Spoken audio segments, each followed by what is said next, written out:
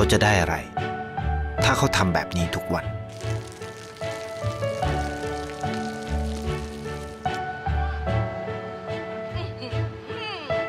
เพิ่งจะมา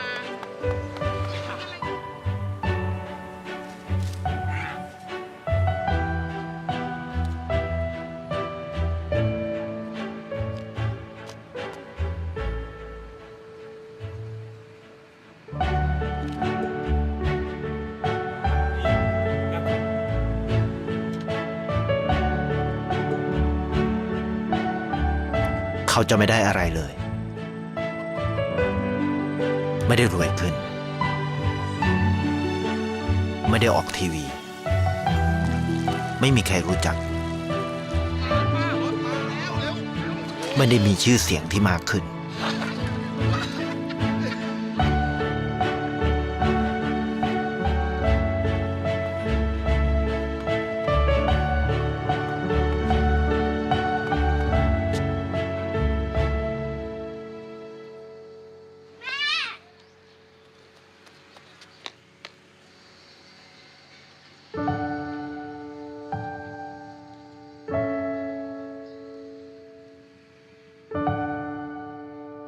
เพราะสิ่งที่เขาได้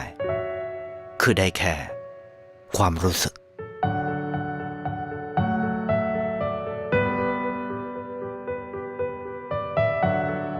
ได้เห็นความสุข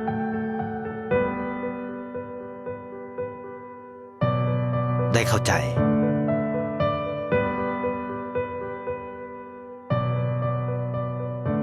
ได้ความรัก ได้ในสิ่งที่เงินซื้อไม่ได้ ได้โลกที่สวยงามกว่าเดิม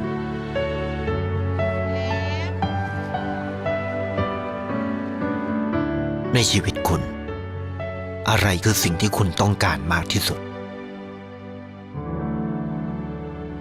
ไทยประกันชีวิต